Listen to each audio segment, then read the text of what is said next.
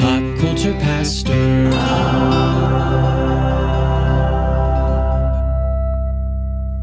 All right, Cody. No truth to the rumor that I was at the local diner spitting into the common water. You better not be. That's just gross. Yeah, especially considering I've been under the weather. Yeah, we're not about that lifestyle. Yeah, I wasn't feeling good last week. That's why we didn't have a watch along. So we've got to start off this episode. We just got to get right into it because we got a lot of ground to cover. A little bit. We are not going to go really deep on episode 3, but I do have a recap for us. Okay. So before we get into episode 4, I owe our listeners an apology and a recap because your boy was sick. The plague hit me harder than a hand coming out of Abby's grave, which, spoilers, is a thing that happened. Oh, snap. So let's get through episode 3 together real quick, which I'm calling the 2-minute recap. Are you ready? As ready as I'll ever be. Episode 3 was titled Merrily We Go, Cody, which sounds like a nursery rhyme, which means it was always going to be horrifying. This show. We open with the most unexpectedly tender scene of the season. Fatima finds Elgin in the kitchen in the middle of the night, and instead of finishing what Boyd and Sara started, she sits down next to the man who was a walking Jack Bauer victim and asked him if he was okay. Cody, you wept, didn't you? Don't lie. A little bit. Team Elgin won that scene. Yeah. Then she asked him to help her with a project, which turns out to involve dirt.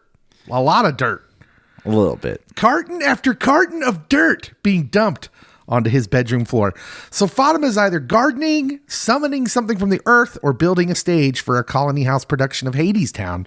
We just don't know yet, but we are afraid. A little bit. Boyd had nightmares about Abby. Boyd interrogated Acosta in a cell. Boyd recruited Acosta to dig through the storage area like a cop reviewing a cold case. In summary, Boyd has seemingly transitioned from sheriff to detective, which somehow a downgrade. Maybe. There was a double funeral. The town buried Jim and the pastor side by side. The funeral got interrupted by a literal murder of crows, which is the most on-the-nose imagery this show has ever attempted. Frankly, I was here for it. Sophia spent the episode being a menace. She pried a tooth out of the pastor's corpse for a souvenir. She quoted the book of Joshua at Kenny. She picked a psychological fight with Julie at the diner in a scene we couldn't even hear because the director wouldn't let us. And then she got herself moved into Sara's house. Sara, the woman with the body count. I don't know if that's the house we want her in. Cody, the man in yellow, is shacking up with the only roommate in Fromville, more dangerous than he is. Crazy things are happening, and I'm loving it. Indeed. Julie and Randall went back to the old Matthews house ruins to find Ethan's books because the kids' children's stories apparently contain the keys to controlling her story walking. A rat crawled out of a corpse's mouth because of course it did. It makes sense. Randall got the books. For many out there, the Julie Randall ship continues to sail, but not Cody. It's almost like the show is intentionally making the duo vague so they can monitor audience reaction and then decide. I decided for them. Yeah. Like, is it too weird for you all? It is. Yes, it is. Don't do it. Ethan, Victor, and Jade went looking for the Lake of Tears, which is a thing now. They found Jade floating in another lake doing some sort of meditation that absolutely was not working. They didn't find the Lake of Tears. They did find a pile of yellow clothing in the woods that sent Victor into a complete psychological tailspin and made him pee himself, which, Cody, even by Fromville standards, is a rough Thursday. That is a trauma response. Tabitha tried to walk back into the bottle tree. Henry physically blocked her and yelled, "Not if you're dead," at her. One of the better line readings Robert Joy has delivered yet. And that's saying something because we are Robert Joy honks. I didn't know it, but we are. The boy in white showed up. He was taller. Time is doing something. We just don't know what. And then the episode ended with Boyd sitting at Abby's grave, having a moment when a hand burst out of the dirt and tried to drag him underground. So that happened. Welcome to season 4. That's where we are. Cody, did you have a Fromspiracy for episode 3? I do have a Fromspiracy. Fromspiracy! Okay, so it is Victor and Ethan centric. There's too many similarities between the two gents. With that being said, Ethan, I think there's 2 possibilities here. Mm-hmm. So Ethan is either having a mental health episode where he might have multiple personas, if you will. where there is him as just Ethan. There is Victor as the traumatized version that he grows up to be. And then there is the man in yellow, which is, I'm going to seek my own vengeance and wrath against everyone. Or he is telling a story and he is putting himself into these two characters, because I do feel like Victor and the man in yellow, there is going to be a big connection, and you might find out that they're not really all that different. I do think that maybe this is Ethan telling a creative story, maybe about divorce. That, it's like this parent has died. And when they first get to Fromville, there is we're probably going to get a divorce conversation that's happening. On a scale of 1 to I'm throwing my remote through my television, how mad would viewers be if this all turned out to be an allegory a kid told because he was struggling with his parents' divorce? Exactly. That's like the last shot of the final episode. It was all in this kid's head, and he's telling the story as a trauma response. I'm here for it. It is quite possible. Okay, so that is episode 3. Now we go to episode 4. But first, loose threads. There was some. Loose threads, Cody. Time for the 3 questions we're tracking heading into this episode. Question 1, is Jim dead? We saw the man in yellow rip his throat out. The town buried him, but something hasn't sat right since the funeral. I assume so. Ethan saw something at the RV 2 episodes ago. Tabs had a moment with the body in the church that seemed to be missing some throat trauma. And the audience has been quietly piecing together clues the characters haven't. I'm not asking whether he was killed. I'm asking whether the body in the ground is actually Jim. And if it is, well, which Jim? All the Jims. Question 2. What is Fatima doing? Speaking of trauma, Cody, she walked out of the root cellar carrying trauma that we can't even imagine. She made an unexpected truce with Elgin in the kitchen. She had him hauling cartons of dirt into Colony House for reasons also not explained. Whatever she's up to, it's intentional and it's escalating. The question is she fighting back against what was done to her, or is something using her to build the next bad thing? Either way, Cody, I'm paying attention. Question 3, what is the man in yellow's game? 3 weeks ago, we thought he was the architect. 2 weeks ago, we floated that maybe he was the clown, an agent of chaos sent in to distract from someone bigger. And last week, we watched him move into Sara's house. Cody, the man's playing chess, and we don't even know what board game we're on. What does he actually want? What is his game? 3 loose threads, none of them clipped. Let's get into the episode. Episode 4 of season 4 of Myths and Monsters. I'm here for this title, by the way. Yeah, we go to the sheriff's office where the council is in session. I'm just calling him that. The brain trust is assembled at the sheriff's station. Boyd, Jade, Donna, Henry, Ellis, and Tabitha. The yellow suit Victor found in the woods last episode is laid out in front of them. Henry drops the bomb. Miranda used to paint things she saw in this town back in the real world long ago. And one of her old paintings depicted a man in a yellow suit, and Henry is kind of having a slow motion breakdown as he realizes that what he spent 40 years just dismissing as weird paintings in his basement not being metaphors anymore.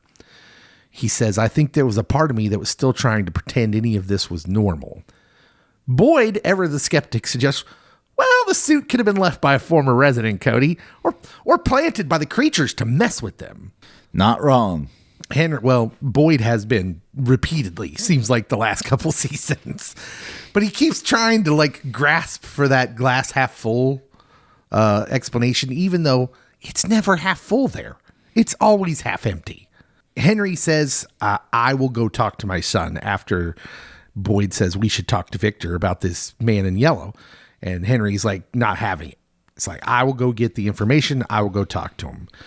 After Henry leaves, Donna turns to the remaining group and asks if Henry knows about Miranda being Tabitha, or Tabitha having Miranda's memories in some fashion. Tabitha says they don't even know if the reincarnation thing is real. Jade flatly says it is. Boyd, playing the role of the diplomat, agrees with Tabs that they need to be sure before they tell Henry. He turns to Ellis and asks if he told Fatima any of this, to which the answer seems obvious. Ellis says, nah, she's dealing with enough. Boyd tells him to keep it that way. The circle of knowledge stays small, Cody. Did we not listen to Elgin? No, we don't listen. He says Miranda painted the man in yellow, which means the answer to who he is might be locked inside Tab's mind. Boyd is for the first time openly entertaining the theory he resisted for multiple seasons, which that all of this is real, that they're feeling. Before they break up, though, Donna poo-poos Jade's magic mushroom plan, saying to Boyd, you okay with this? Jade eating magic mushrooms from a haunted forest? This was the part that frustrated me. You're living in Colony House, Donna. Bunch of hippies just roaming around, and you're like, no to the shrooms. Yeah. This is the most Colony House thing that's been suggested in the show. It brings up some logical fallacies, doesn't it? Because we know they've been smoking the hippie lettuce. Where they been getting that? Thank you. Also, you're going to say something about that, the mushrooms he found out in the forest, but everybody's just drinking the communal water out of the diner? Yeah. Like, we already know the electricity's wonky, but we don't even think, hey, should we be drinking this? I mean, I don't know. It seems to me if you're going to question that, you should just question everything. Boyd answers her, no, I'm not okay with it, Donna, but I'm not okay with people dying either. Desperate times call for desperate measures. This is not a Boyd pep talk. This is a Boyd concession. But for a guy who in episode 1 of this season was counting if they had enough bullets for a mass unaliving, this seems like Leader Boyd again. We're back. He's back. At Sara's house, Sophia and Sara are having a quiet morning conversation when Sara mentions in so many words she's surprised that Sophia wanted to stay with her, given what people might have told her. Sophia / the man in yellow plays it perfectly. She doesn't ask what Sara's referring to. She just lets Sara kind of fill in the blanks, and she praises Sara for her kindness. Sara, seemingly touched by the unexpected grace, leaves the room to go make breakfast, and as she walks downstairs, we cut back to Sophia / the man in yellow whispering something, chanting something. Ray, you're chanting. Once they get in here, it's all over, man. It is. It's a phrase, an incantation, something. And as we see her chanting, we go back to Sara, who all of a sudden is in pain, grasping at her head, and the voices are back, Cody. Right after Sophia moved in, too. Weird. It is peculiar timing. Is no one going to notice that? Is she not even going to consider that? Nope. Cody, the man in yellow, confirmed as the source of every voice and every seizure the show has ever depicted? ? I don't think so. Okay. Tab sticks around at the sheriff's station to chat with Jade. She wants to know why he was palling around with Ethan in the woods. Jade lets Tabs know that Ethan let him in on Ghost Dad telling him to find the Lake of Tears.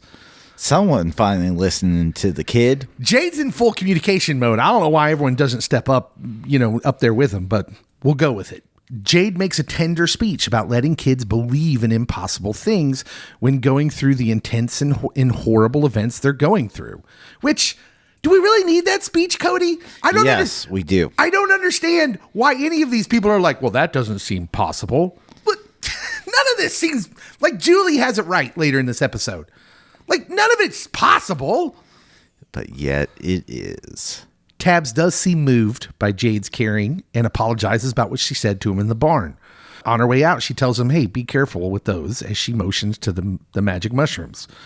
Boyd re-enters and asks him, you ready for this? Nope, he says, as he slams the handful of the mushrooms. He's going on a trip, Cody. Or maybe not. That remains to be seen. Tabs, meanwhile, goes back to check on Ethan, who definitely wasn't trying to use a CB radio from the 80s to contact his dead dad. Who amongst us has not tried to contact people through the CB, especially those that are deceased? He clumsily tries to hide it under a blanket, and it's the size of, like, an old VCR. Tabs, who's suspiciously back in caring mom mode, asks Ethan why he didn't tell her about the Lake of Tears. Why did you confide in Jade and Victor and not me? I don't know, Tabs. That's a tough one. Why wouldn't he? Ethan says, I knew you wouldn't believe me. Rude. Or obvious. Tabs, maybe motivated by that tender speech from Jade, says, okay, pack a bag. Let's go find it. Maybe motivated by that. But Cody, honest character turn here. Is it maybe that Tabs isn't Tabs anymore? She's been weird all season. What's going on here? Is she secretly the man in yellow? Is she secretly wanting him to find the Lake of Tears? Does she secretly know that it's real? Or is she just finally being a good mom? Telling you what, your divorce allegory holding strong there. Because Yes. what if her and the dad, Ghost Dad, wanted him to find the Lake of Tears for completely selfish, separate reasons? Exactly. Henry finds Victor, tries to get him to open up about what he saw in the woods. Victor doesn't want to talk. You don't talk about trauma like that typically. Yeah, he's too busy checking to see if the trees are moving, which, who among us doesn't? Especially in Fromville. Still my favorite bit of lore, by the way, that we still have no added on information for. That Victor apparently believes that the trees move, and I see no reason not to believe him. He thought that one moved a couple inches. Yeah. Henry asks to help so he can be around Victor, and Henry refuses to kind of let it go. So he says, he's saying like, hey, whatever's wrong, we'll face it together. And eventually Victor cracks, lets him hang out, and tells his pops to follow him because he's going to take him somewhere. Boyd sits with Jade as he's taken the mushrooms, and Boyd looks through what is apparently his Fromville memory treasures box. As one does. Memories like the corner of my mind. Like he's just reminiscing about all the good times.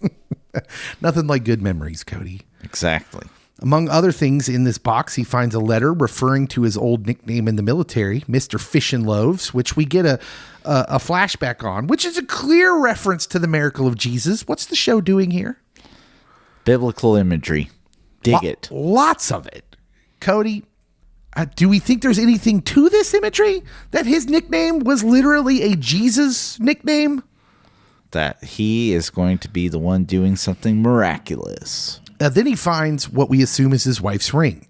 It has the symbol for forever on the inside of it, the elliptical figure 8.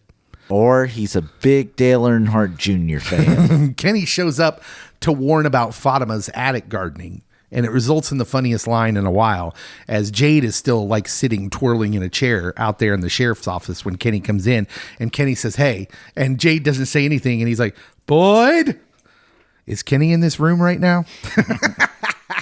I love that he doesn't trust anything. As he shouldn't. Elgin goes to the church. Now, Elgin is healing physically, but his, obviously his eye is still missing. His hand is still bandaged, and he runs into Sara.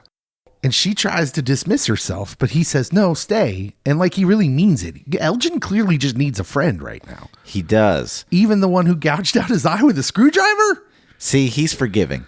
I guess. Some might just say he's a goofball. Like, bro. I am Team Elgin. He says this is where he first met her, and Sara asks if he still sees the woman in the kimono. He says no. She asks if it's because he did what she asked, and he says he doesn't know. So he asks what's wrong. She tells him the voices are back, and they've given her a task. Go to the diner, pour water from the pitcher, take a sip, pour the rest back in. Elgin points out that it sounds harmless. It's water. What could be the problem? Not sure Elgin is the best judge for this one. Elgin is always right. Sara says there's always consequences. She's afraid she might infect someone with the affliction the way she carries it. If she doesn't do it by midday, something bad will happen to someone she cares about, was the warning. So we go to Colony House. Boyd checks on Fatima. And this is all based on the concern of Cody, who found her room o' dirt. He looks at her room and he says, that's a lot of dirt. I love, by the way, that when Kenny poked his head in there, she's like, hey, as if she's not doing anything. She's not. Fatima tells him she's building something. He asks what? She tells him she's making a golem. Cody, what do you know about golems? I know a few things. All right, hit me. Okay. So, typically, from Jewish folklore, the Talmud has a lot of golem references, and that they are beings made out of clay and dirt. And sometimes are protectors, sometimes are helpers, sometimes are actually bad things. It depends on who's doing the creating, but also very godlike imagery there, creating beings out of clay. Yeah. But I'd ask you how this could go horribly wrong, but I think we already know. This golem's coming to life. Back to Boyd and Jade, the mushroom trip is clearly a bust. In fact, it's one of the weirder things in this episode where nothing really comes of him eating these mushrooms that should have provoked some sort of mental response. Several reviewers this week noted that this is the episode's biggest letdown. But it does, it sets up an escalating desperation for Jade in the back half of the season. But I do think there's something more happening here, and I want to talk about it later. But after this failed trip, Jade finds Boyd on the porch of Colony House, and Boyd admits he doesn't know whether to stop Fatima from making the golem or help her. Jade tells Boyd that if it weren't for the bottle tree experience with Tabs, he never would have considered taking the mushrooms, which, okay, not a great example. I dug it. But they've both been pushed past their own limits, and he's basically saying, hey, again, there seems to be the theme of this episode, desperate times call for desperate measures. And this is a quiet, kind of brilliant character beat between two men who used to disagree on everything and now find themselves kind of in the same emotional foxhole. Jade says the question isn't why Fatima is making a mud pie monster, it's why now. That is a better question. Back to Julie and Randall. They've been examining Ethan's fantasy kids books. They find out that Storywalker Fred is the distant cousin of the Grand Gulagog. Cody, this is clearly show-changing information. I went home and journaled about this. They return to the ruins, and Julie has a new idea based on Ethan's books. She's going to try story walking and to make a bookmark. The theory that if the story walker leaves a bookmark somewhere in the story, they could choose what part of the story they want to visit. Seemed a little oversimplified for me. It does. I think that this might be one of those times that you might need people to be in open communication. You think? Yeah. We might want to share this information. I love Randall's response to her theory, by the way, which is, huh? Exactly. It's like what the whole audience is thinking. But Julie does make a compelling argument. I don't want to say she's got nothing. She says crazy stuff happens here, and it seems to seep out into the real world. Now, this is the first one of these characters who's actually making this connection, and it's true. They know that it's seeping out into the real world. So what if the author of this book was a recipient of some of this dimensional seeping? And I want us to hold on to the seeping, because I'm going to bring that up again later, too. Stephen King. What about Stephen King? You think that's where he gets all his ideas? Yes. It's seeping. They go out to the ruins, of course, because she's going to try and put this plan into action. Julie goes into the ruins. She finds herself in the past. Victor's childhood timeline, which we've seen. It's not a fun one. At least a version of it. She's witnessing the final moments of the cycle where Miranda and Eloise died, and she rounds a corner and sees the man in yellow eating someone's liver? As he does. The audience has never seen the man in yellow being this explicitly monstrous before, so this is visual confirmation of what he actually is. And as Julie watches, the man in yellow notices her. He turns, he charges her. Julie panics, writes something on the bookmark, drops it, and Randall pulls her out just in time. The bookmark, when she checks it back in the real world, or at Fromville, has no mark on it. The experiment failed. The tether didn't hold. But Cody, I have thoughts. Boom. Fromspiracy! Fromspiracy. All right, Cody. We have a problem. Julie tried the bookmark trick to anchor her story walking. It failed. Jade took mushrooms hoping to crack open his memory. It failed. Bust. Nothing. And here's what's bugging me. This is the show where Tabitha drew a lighthouse as a kid. Lighthouse appeared. Victor's mom painted things in his basement, and 40 years later, everyone in Fromville's walking through these paintings. Fromville seems to turn thoughts into reality. So why did the two best ideas we've seen this season just bounce off the wall and yield nothing? Here's my theory. thinking something into being in Fromville takes time. It doesn't happen because you decided it yesterday. It happens because the thought has been allowed to settle and to seep into place. I don't think Julie's choice of wording there, seeping, was an accident. Think about the outfits the monsters wear. Why are these scary creatures still wearing stuff from the 1950s? Why are these all from that era? What if things there don't just manifest overnight, Cody? Victor's mom's paintings are 40 years old. The bookmark and the mushrooms are panic moves. Cody, this town doesn't reward urgency, it rewards patience. And the longer something has been imagined, the more real it becomes. And whatever has been imagining Fromville the longest, I bet that's whatever is in charge. So I did see a conspiracy or a Fromspiracy that did work, Julie's bookmark idea, but she might not have the right piece of paper.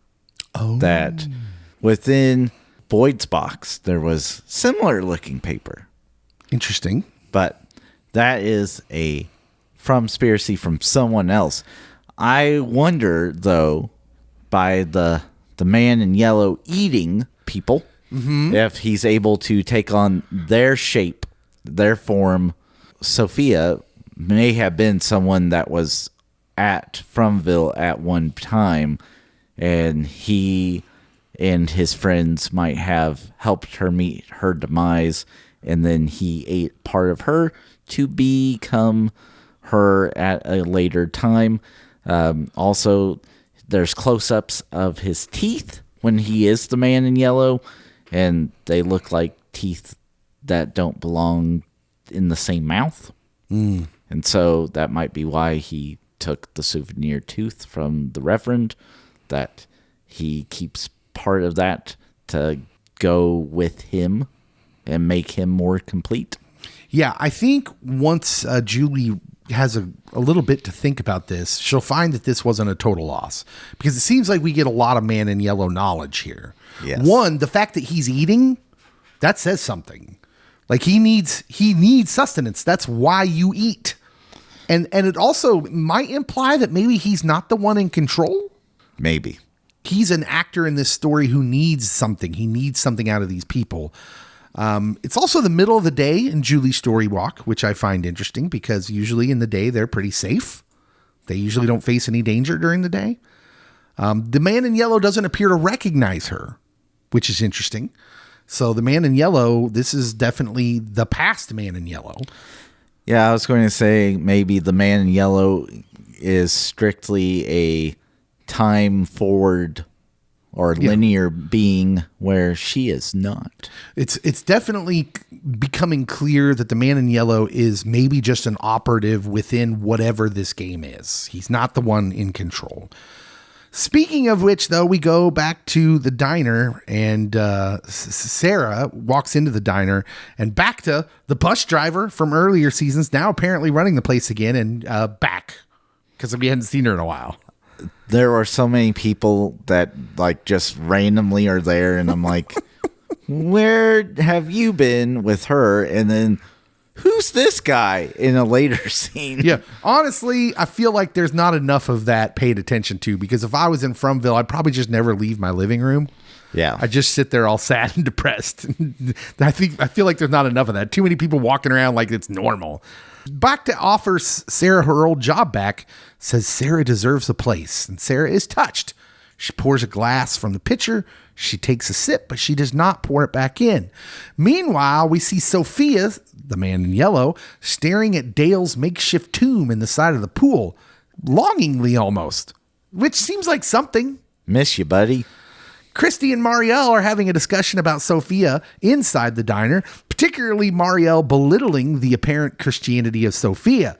Marielle says that the place they're in seems to prove that no one's out there, caring about us, or certainly makes it seem not real, to which I would say Marielle really hasn't read the Bible, has she? Nope. She might be surprised. Anyway, it sure seems like this show is interjecting a lot of Judeo-Christian themes, and I don't think that's for no reason, Cody. Something's going on. Sara tells Bacta to dump out the glass. Sara is choosing to disobey the voices, and immediately everyone in the diner is startled by a scream from outside. Apparently, Sophia has fallen into the empty pool. Her arm is broken. She tells Marielle and Christy she felt as she was pushed by an unseen force, and Sara realizes what's happened, sort of. She rushes back into the diner. She pours a new glass. She takes a sip, and she pours the rest back into the pitcher. At the clinic, Christy is setting Sophia's broken arm, and Sophia talks about her faith. She tells Marielle and Christy that she believes the township is a test, like when God ordered Abraham to sacrifice Isaac. God never intended for Abraham to actually go through with it, she says. He just wanted to know if he would. As Sophia tells the story, we see Sara at the diner waiting to see if someone will drink the water. So it's clear she's talking about her. Yes. Bacta pours it out, and Sara is momentarily relieved. We go to Tabitha, back to her, and making the decision to go with Ethan to look for the Lake of Tears. They've kind of glommed themselves onto a group going to get some of that food that's just randomly growing by the lake they found. And they're all heading to the settlement together, being led by Donna. The group sets out. Along the way, Donna pulls Tabs aside privately, tells her she's not alone. Donna found the note Tabs left her, and Donna doesn't want to be the one who has to tell Ethan and Julie something terrible happened to their mom. She says, you and those kids are my family. Are they, Cody? Julie, I believe, because she was living at the colony house for a hot minute. The others? No, because like for a whole season, it was like a warring faction. Yeah. So that leads me to my next question. Cody, is Donna weird? I mean, if Jade is right and Tabs and him got the biggest piece of information so far, it sure seems interesting to watch Donna try and sideline her. Yep. If someone is going to risk their life doing something stupid, she says it's going to be me. And Tabs agrees to not do anything irrational. Jabroni. On the journey, Ethan finds an injured bird on the ground, which is noteworthy, as they point out, because Ethan says, we've never seen any birds except for crows.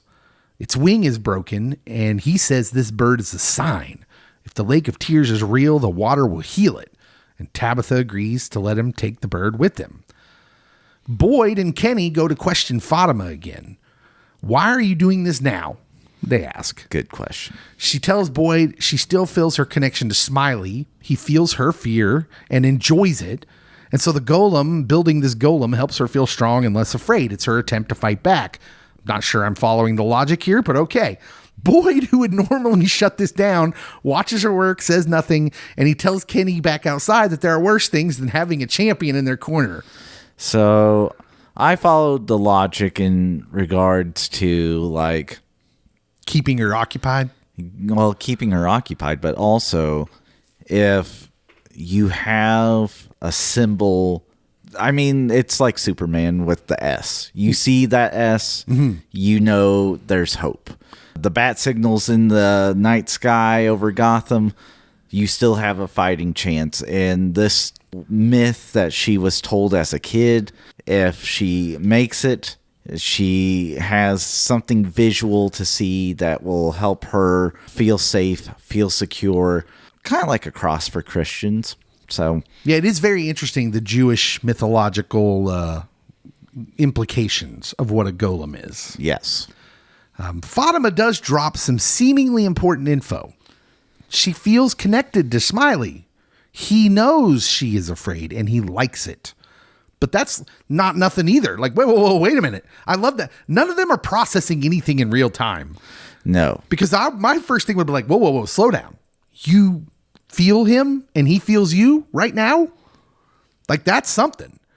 Boyd instead just leaves Fatima's room, and when he sees something rolling down the stairs, it's a ring, Cody. It's Abby's ring. The one he saw earlier, the wedding ring of his dead wife. Boyd picks it up and he just stares at it.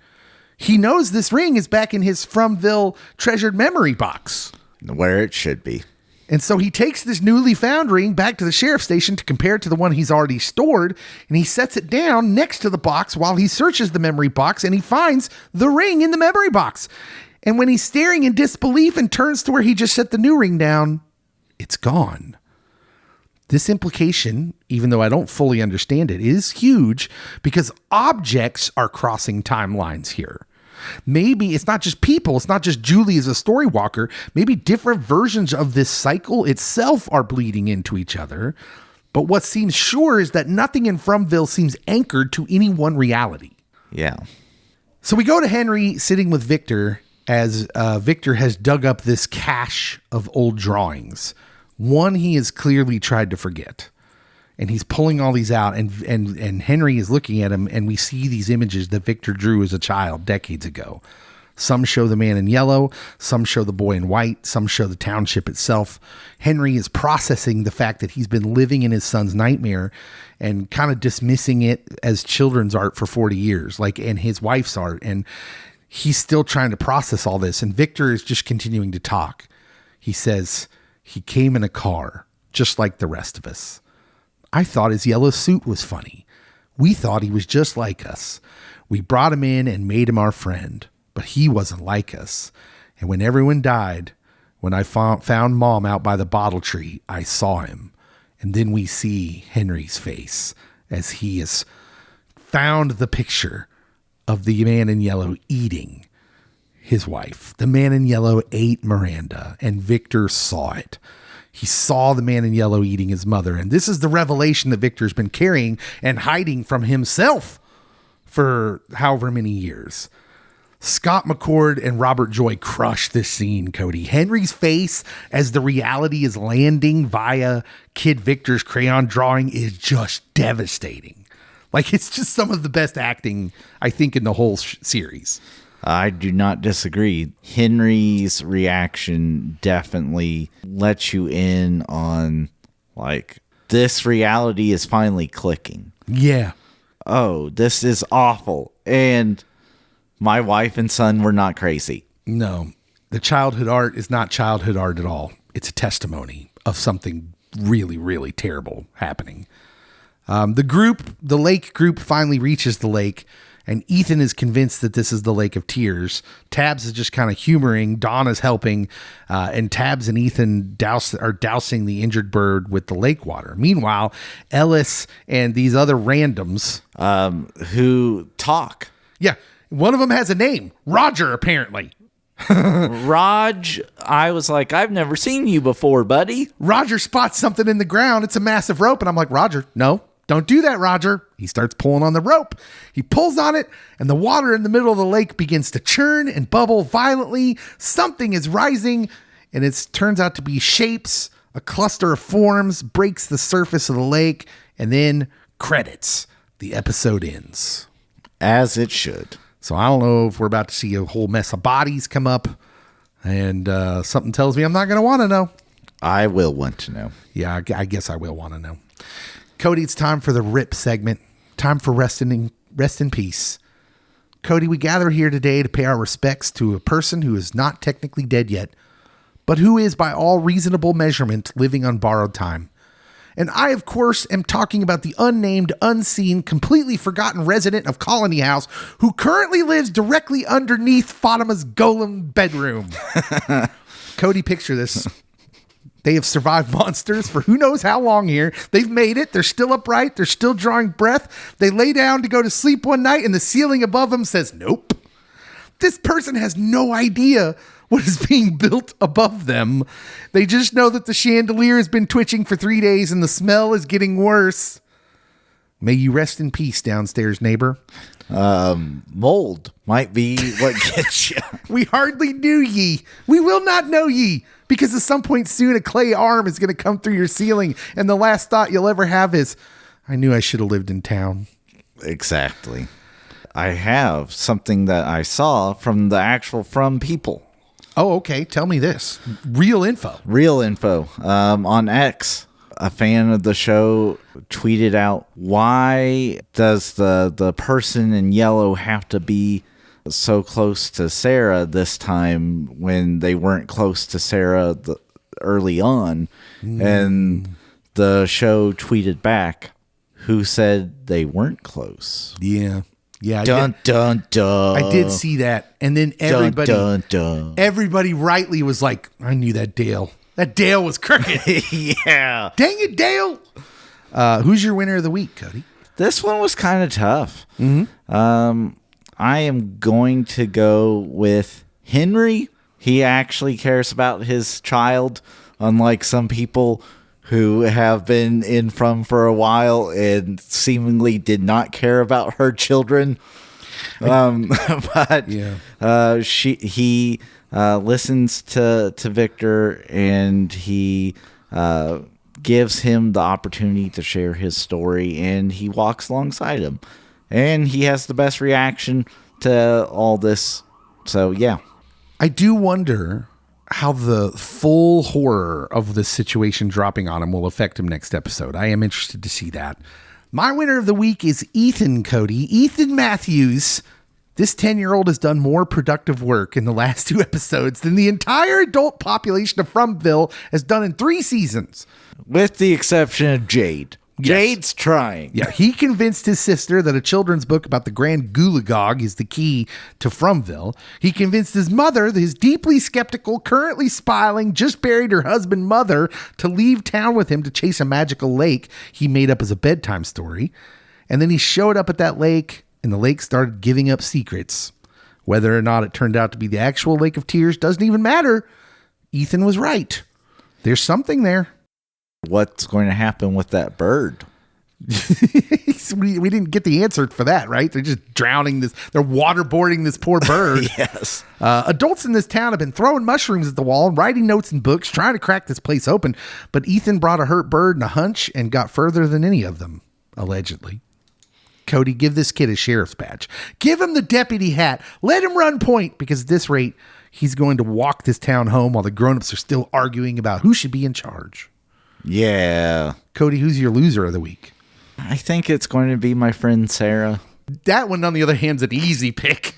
Like, I feel once Sophia got hurt, it's like, well, I don't know why I need to actually drink the water and pour it in, because the damage has already been done. So, like, I was bamboozled that she would keep trying it. And I'm like, why? Yeah. Like, you're already too late. Yeah. Cody, my heart breaks for Sara. She has been trying. She's been doing the work. She's been trying to be kind, trying to atone. Tell that to Elgin's eye. I mean, except for the whole screwdriver to Elgin's eye thing. Why are you bringing up old stuff? What does Fromville do? Fromville moves a teenage girl to her house who just happens to be Beelzebub in a sundress. Sara wakes up this episode and the voices are back, giving her assignments. Pour the water, sip the water, pour it back. She tries to say no. She actually tries, and the universe immediately punishes her by breaking Sophia's arm in the empty pool. Or by universe, I mean the man in yellow. So Sara is fully under the thrall now, and I'm a little worried. This is one of the saddest characters on the show, and they just put her back at the bottom of the well. I just feel like Sara deserves better. I'm just waiting for Kimono Lady to come back. You don't want that for Elgin's sake. I do. Elgin feels remarkably mentally in an okay place for everything that's happened. It's because he has the gift of the shining. How many mushrooms out of 10 are you giving this episode, Cody? 8.75. Yeah, this was an 8.5, 9 episode for me. This is back on track. I thought the last couple were laggy a little bit, but I felt like this one was pretty good. And I feel like the undertones in this episode are leading somewhere right now. Like all of the Judeo-Christian energy and imagery going on, all of this, like the story walking and the plan's not working, but it all seems to be funneling in a direction. Until it doesn't. It better not. Don't you put that evil on us, Cody. All right, what did you guys think of this episode of Myths and Monsters? And let us know on the watch along post for this. If you haven't, you should follow us, Pop Culture Pastor. Follow us on all of our social media. Find our link tree. That'll take you everywhere we're at. And we'll see you next time.